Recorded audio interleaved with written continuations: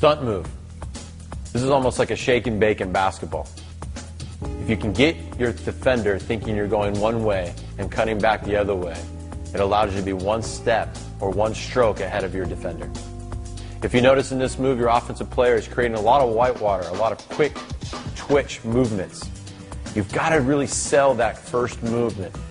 If you can sell it, you're going to get that defender going one way, which is going to make it easier for you to cut back the other way.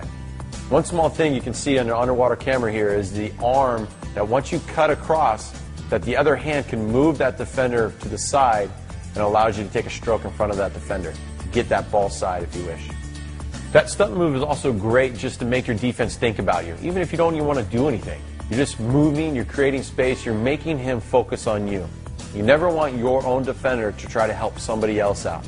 Keep him occupied with stunt moves.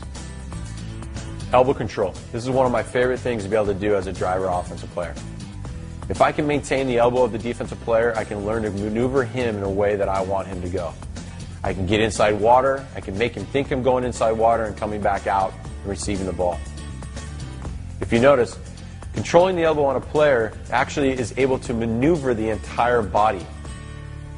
You'll see in this elbow control drill that the offensive player grabs the elbow with the outside hand and takes a big stroke with his inside hand as though he looks like he's just swimming by the defender, even though he is grabbing the defensive player.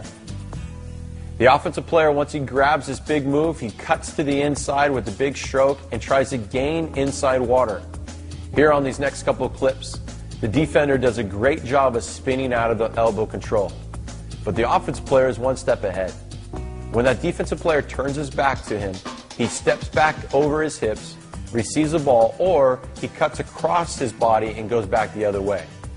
These are setup moves.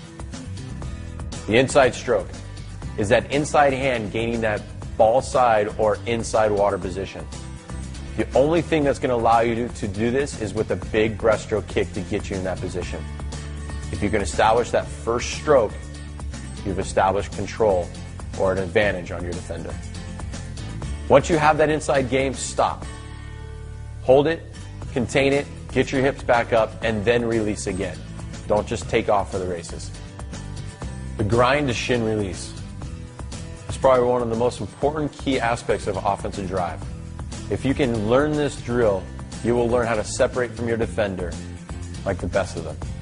Here the offensive player is grinding into him with an inside stroke. He rotates his hips into the defensive player. After he makes contact with his hips, his shins moves up the body of the defensive player and brushes off the defensive player, which allows him to have great separation. It's important that you don't kick with the bottom of your foot, because the defensive player can now exaggerate the movement and you can be called for an offensive foul. In these underwater clips, you're going to notice the hip, shin, release on the defensive player.